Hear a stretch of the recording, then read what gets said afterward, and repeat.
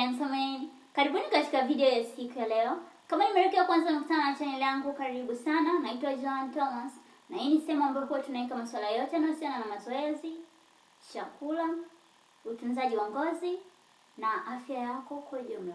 Hakikisha una subscribe na kubofya kengele itakayofuatia kama haya ni mambo ambayo unahitaji kujifunza zaidi pamoja na sisi.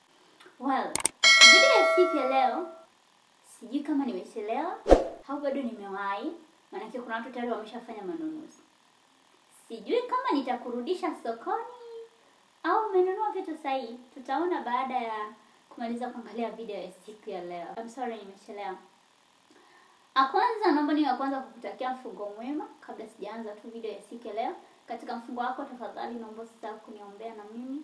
Najua hiki ni kipindi ambacho ni kipindi cha sala, ni kipindi cha kutenda mema mengi. So naomba niwe miongoni mwa watu ambao utakaoombea katika sala zako. Okay? Thank you. Kuna milo miwili of course. Waislamu wanafahamu hili vyema kwamba kuna kufuturu, kuna daku. Unapokuwa unafuturu, unatakiwa kuhakikisha vyakula vyako kuna makundi yote ya vyakula. Tuna protini, tuna mafuta, tuna wanga, na ni chakula ambacho kinakufurahisha, usile tu kwa ajili ya kujilazimisha, ni chakula kizuri. Hapa kwenye chakula kizuri wengi huwa tunakula vyakula vya kukaanga kwa kiasi kikubwa tukiamini kwamba ndio vyakula vizuri. Katika video ya siku leo nahitaji nikupe dondoo muhimu sana unapokuwa unachagua vyakula katika kipindi hichi cha mfungo. Au katika shape nzuri. Jambo la kwanza, tumia nafaka ambazo hazijakobolewa katika mapishi yako yote. Nafaka zisizokobolewa namaanisha kwamba ukitaka kupika sambusa, ukitaka kupika chapati, ukitaka kupika mikate, maandazi na keki, yani vitu vyote vile ambavyo vinatumia ngano, basi ngano yako iwe haijakobolewa. Kama utatengeneza chakula chochote ambacho kinahusisha mchele, tumia mchele ambao ni wa brown, haujatolewa virutubisho vyake vyote. Unaweza kutumia nafaka ya oats kutengeneza chochote kile ambacho utaandaa katika maandalizi yako ya vyakula. Ukitaka kupika kitu ambacho kinahitaji labda unga wa mahindi au kitu chochote ambacho kinatumia mahindi, tumia mahindi ambayo hayajakobolewa. Achana na mahindi ambayo yamekobolewa. Hata wale ambao huwa wanapika makande. Unajua makande kuna namna ya kutoa ule muhindi, namna ya kutengeneza kile kini chake kibaki, kisiondolewe. Kama kile kini chake utakuwa umefanikiwa kukibakisha katika muhindi akijakobolewa, basi yale mahindi ni mazuri, unaweza kuyatumia.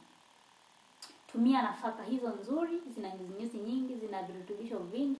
Hello, samahani kidogo niko na edit video nikatambua kwamba sijawapa sababu moja kubwa sana. Sababu moja kubwa ni kwa sababu vyakula hivi vina wanga ambayo tunasema ni complex. Wakati wa kufunga vitakuwa vina release nguvu taratibu taratibu. Ukisha kula utahisi kushibe kwa muda mrefu. Hautohisi njaa wakati wa mfungo wako. Yeah, exactly. Tuendelee. Kitu kingine ambacho unatakiwa kuzingatia upande wa chakula ni namna ya kupika hivi vyakula. Vyakula vingi tunashawishika kuvikaanga, lakini njia ambayo unashauriwa kuitumia ni either uchome vyakula vyako au uoke au uvisteam, yani upike kwa mvuke au uvichemshe. Uepuke matumizi ya mafuta mengi. Na kama unahitaji basi kuvikaanga vyakula vyako, tumia mafuta ya olive. Na utumie kidogo sana. Mfano unaweza kukaanga kuku kwa namna hii, unatumia mafuta. Na pia unaweza una crave kitu cha sukari, kitu kitamu, ambacho nakushauri tumia matunda ambayo ni matamu. Sukari ambayo ni asilia kutoka kwenye matunda haiwezi kukudhuru. Haiwezi kukudhuru na utakuwa vizuri. Mfano ukila kipande cha ndizi, ukila kipande cha tikiti, hivi ni vitu ambavyo vitakukatia kushawishika na kitu ambacho kama vile ice cream au vitu vingine ambavyo vina sukari ambayo sio nzuri. Unatakiwa zingatie maji. Unatakiwa mwili wako uwe hydrated. Unatakiwa kuwa hydrated muda wote unapokuwa umefunga. Kwa sababu unapokuwa umefunga si hatunywi maji. Kwa hiyo utakapofungua Kwa wengine inaweza changamoto kunywa maji mengi. Kwa ambacho unatakiwa kufanya, fungua kwa vyakula ambavyo vina maji mengi, kula matunda, kula mboga nyingi, chagua vyakula vya kutoka katika kundi la wanga, lakini vyakula vyako vipike viwe katika supu. Unaweza kutengeneza uji wa oats, ni nzuri sana katika kufuturu. Unaweza kutengeneza supu ya maboga au supu ya dengu, ni nzuri sana katika kufuturia. Kwa hiyo unaweza kutengeneza supu ya samaki, ya kitu chochote kile, yani vyakula vya maji basi vitawale kwa kiasi kikubwa. Hii itakusaidia wewe kuingiza kiasi kikubwa cha maji mwilini. Okay? Na pia katika kipindi ambacho utakuwa una ruksa ya kula, inamaanisha huo usiku ujitahidi kupata maji mengi. Pia naweza nikakushauri, japokuwa kahawa ina vitu ambavyo vinaweza vikasaidia katika kupunguza uzito, lakini bado sitakushauri uitumie, maana itakufanya mwili wako ukaukiwe kwa maji kwa kiasi kikubwa pindi utakapokuwa umefunga. Kwa hiyo tushauri vinywaji vyenye caffeine kipindi hiki. Unaweza kutumia maji mengi kama maji, na uepuke vitu kama soda au vinywaji vile ambavyo vimeongezewa sukari sana, havitakuwa rafiki katika mfungo wako. Na pia kipindi cha kula daku, muda wa kula daku. Unajua daku inatakiwa ni chakula ambacho very heartful.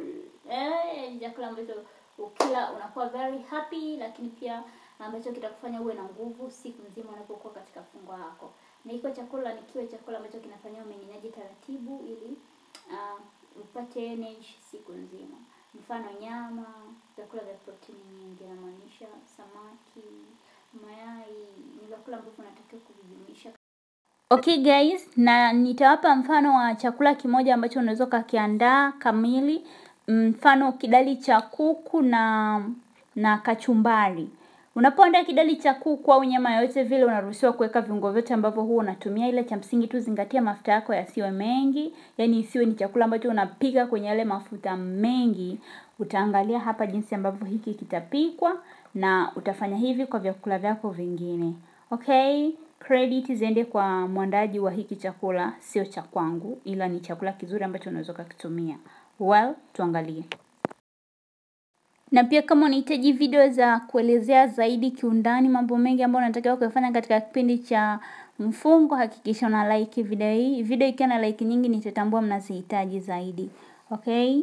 Bye bye.